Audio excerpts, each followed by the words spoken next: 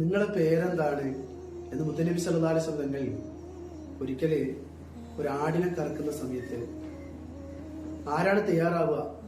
അപ്പൊ ഒരാൾ മുന്നോട്ട് വന്നാണ്, അയാളോട് ചോദിക്കുന്നുണ്ട്. അപ്പൊ അയാൾ പറഞ്ഞു, എന്റെ പേര് മുറാന്നാണ്. മുറാന്ന് പറഞ്ഞാൽ കയ്പ് എന്നാണ്. അയാളോട് അവിടെ ഇരിക്കാൻ പറഞ്ഞു. രണ്ടാമൻ പറഞ്ഞു, നിങ്ങളെ പേരെന്താണെന്ന് ചോദിച്ചു. അപ്പൊ അയാൾ പറഞ്ഞു, ഹർബ് എന്നാണ്, യുദ്ധം എന്നാണ് അർത്ഥം. അയാളെയും തങ്ങളെ സ്വീകരിച്ചില്ല. മൂന്നാമത്തെ ഒരാൾ വന്നിട്ട് പേര് ചോദിച്ചപ്പോ ഈ അഴീഷു എന്ന് പറഞ്ഞു, ജീവിക്കും എന്നാണ് അതിന്റെ അർത്ഥം. അയാൾക്ക് അനുമതി കൊടുത്തു. അപ്പൊ പേരിന്റെ അർത്ഥത്തിന് വലിയ പ്രാധാന്യമുണ്ട്. പുതുമ കിട്ടാൻ വേണ്ടിയിട്ട് എന്തെങ്കിലുമൊക്കെ പേരിടുന്ന ഒരു കാലഘട്ടത്തിൽ നമ്മൾ ചെയ്യും. ജനിച്ച കുട്ടി ഹയാത്തില്ലെങ്കിലും ആ കുട്ടിക്ക് പേരിടണമെന്ന് തുഹ്ഫത്തുൽ മുഹ്താജിൽ ഇബ്നു ഹജർ റഹിമഹുല്ലാഹ് പറയുന്നുണ്ട്. വിശുദ്ധ ഖുർആനില് യഹ്യാ നബിയെ സംബന്ധിച്ച് പറയുമ്പോൾ ലം നജഅൽ ലഹു മിൻ ഖബ്ല സമീയ, മുമ്പ് ഇതുപോലെ പേരുള്ള ഒരാളെ നാം സൃഷ്ടിച്ചിട്ടില്ല എന്ന് തന്നെ അല്ലാഹു തആല പറയുന്നു.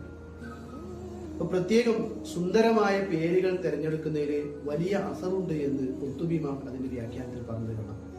ഒരാൾക്ക് അബൂബക്കർ എന്ന് പേരിട്ടു, അത് ഉപ്പാപ്പാന്റെ പേരായതുകൊണ്ട് എന്ന് പറയുന്നത് ശരിയല്ല. അല്ലെ ഖദീജ എന്ന് പേരിട്ടു, അത് ഉമ്മാമാന്റെ പേരായതുകൊണ്ട്.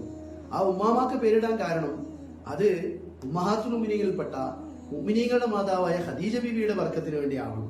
ആ ഒരു നിയ്യത്തോടെ ചെയ്യുമ്പോൾ അതിന് വലിയ എഫക്റ്റ് ഉണ്ടാവും, വലിയ സ്വാധീനം അവരുടെ സ്വഭാവത്തിൽ അത് കാരണമായിട്ടുണ്ടാവും. അള്ളാഹു നമ്മെ അനുഗ്രഹിക്കട്ടെ.